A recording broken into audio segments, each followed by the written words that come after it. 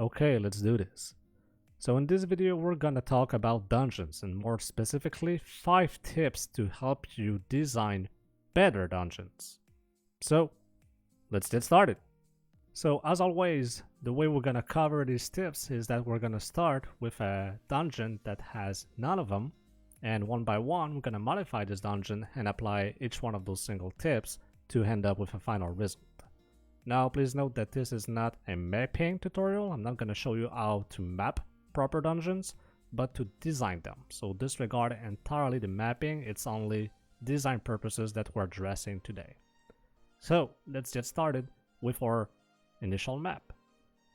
This is the dungeons that we had starting for. So as you can see, it's super straightforward. Enter the dungeon, destroy the mobs, and then we reach the end wherever it's gonna happen there. So super simple, super straightforward. And that's probably the problem here. The dungeon is just too damn simple. It's flat, it's boring. And so, in order to fix this, today's tip number 1 is avoid linearity inside your dungeons. Dungeons shall not be stringled straight lines, and so by creating multiple paths and having different pieces, then as you can see here we have a much interesting frame dungeon that we can use to implement and create a lot more interesting features. Now, something I do not like about this frame is that whatever the goal for the dungeon is, whether to defeat a boss or obtain a specific reward to move on with the quest, the character can reach that final piece right from the get-go. Because it doesn't matter if you place it right at the end of the left path, the middle path, or the right path, it has only to guess in which room the treasure is to be able to access it. And so that brings us to the second tip of today's, which is blocking paths. So as you can see, what we do here is that we had a locked door over there, a blocked door over here, and we also have a boulder which can only be moved from the left or from the right. So that means that if the player goes directly to the left at the beginning, he cannot move the boulder, it's stuck. And so by blocking paths, what we're basically doing is that we're implementing new gameplay features for the player to discover and explore the dungeons and figure out ways to open those doors or unblock those paths so that you can move forward towards the destination, which in this case will be the final boss or the reward of the dungeon. Now, the way that the player can open those doors or move those boulders is left entirely up to you and what you want them to achieve, whether it is killing a monster, acquiring a specific item, solving a puzzle, or deactivating a trap. There's tons of ways that players can actually achieve a goal, but the incentive here is for the player to explore the dungeons and search for ways to be able to move forward in it. And so by blocking paths, what we're basically telling the player is that yes, you can move forward, but you need to figure out how. Now we're already starting to have a much interesting dungeon, because the player needs to explore a little bit, needs to solve a couple puzzles, kill a couple monsters, getting some loot or whatever in order to move forward. So the dungeon becomes already much more engaging for the player, but we can definitely make it a lot better still. So one way to do this is by one of my favorite features of any dungeons, implementing traps. So traps are the kind of things that can make a tedious task or something super simple become a little bit more challenging in a fun ways when done right. Now, I insist on the when done right. There are great ways to do traps, there are terrible ways to do traps. Having your player kills simply because they step on the wrong tile without any cue or feedback that this was not a good idea is a poor trap. It's not fun, it's frustrating, players do not want that. But having a visual cue or feedback that, hey, this is dangerous, be careful, always makes dungeons better. And so I have a super simple, the most simplest of traps that I've set up right over here, just so that I can show you exactly what it can look like, a trap properly done inside RPG Maker. Now, as you can see over here, we have a couple of spikes that come out of the ground, and basically what it tells is that yes, you can move the boulder over here, but you need to time yourself properly, because if you don't, you'll get hurt. There we go. And so, a tedious task as simple as moving a boulder to open the path just became a tiny bit more interesting simply because there was a trap standing in front of the way. So a strategically well placed and well done trap just to enhance a little bit more the difficulty. And the only thing that will happen if the player was getting hit is not to kill him. The purpose is not to kill him. Let's just make him lose a little health and like step back and try again. Now if he fails consistently, then yes, you can't have killed him over time because he's taking too much damage. But having a single trap that instantly kills your players is not fun. It's not fun, nobody likes that, nobody wants that.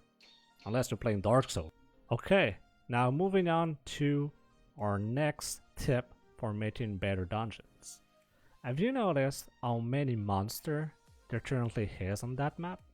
There is 1, 2, 3, 4, 5, 6, 7, 8, 9 monsters.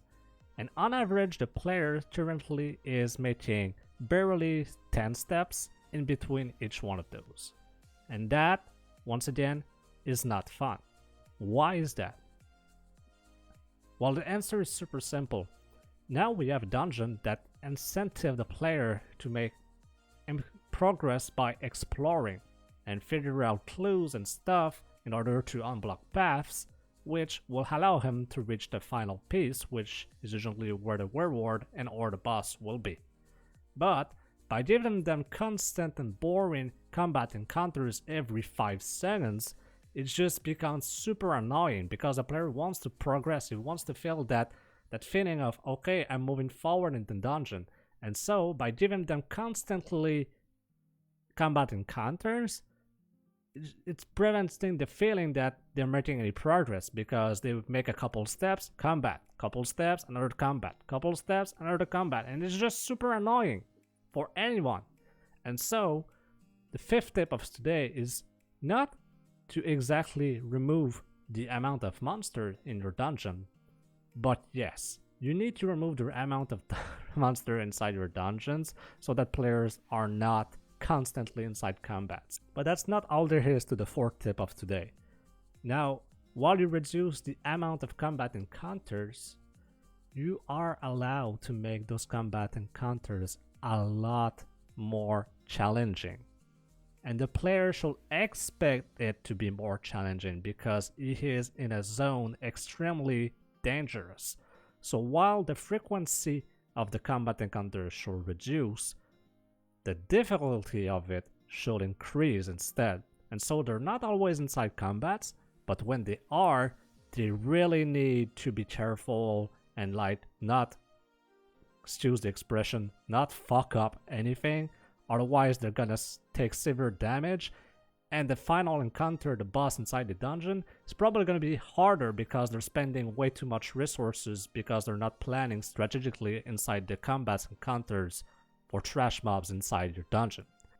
And so, by reducing the frequency of combat, you make it less annoying, but you make it more and more interesting by making the combat stronger, simply because the players wants to reach that last final piece, whereas there's a boss waiting for him, and he knows there's a boss waiting for him most likely, and so he doesn't want to spend all his resources, all his spells and all his potions on trash mobs. He wants to keep them for the final boss. Alright, so moving on to the 5th and final tip of today's video on how to design better dungeons. The tip is, make sure to incorporate the theme of your dungeon inside everything. Now, I took the example of a simple fire dungeon, which we can find maybe at the heart of a volcano or something, I don't care really. And like the theme can be anything from an ice cave to a standard cave to a boat to a volcano. It doesn't matter what the theme is. What's super important is that you keep that theme in mind into every feature of the dungeon. For instance, since this theme is incorporate fire, what I did is that first, as you can see, the monsters been modified for fire monsters, or more specifically little dragons everywhere instead of skeletons and undeads. But also the spike traps over here has been changed by the flames. Now it's the exact same trap, exactly the same thing. The only thing that changes is that the theme has been changed to fit a better fire dungeon rather than simply having spike, which will be kind of out of place. And you can do and should do that into everything inside your dungeons. Whether it is the monsters, the puzzles, the traps, the bosses, the loots, the weaknesses of your monsters, the strategies your player needs to employ against trash mob, whatever, always keep in mind the theme of your dungeon, what you're aiming for. If you're inside a pirate ghost ship, the player shall be fighting ghosts of pirates. You shouldn't be fighting freaking dragons, it makes no sense. And so, always keep in mind to implement the theme. Okay, so that's it for today's video on 5 tips how to design better dungeons. Make sure to like, subscribe, leave some comments and whatever, and I'll see you later for a new video. Bye! Okay, bye.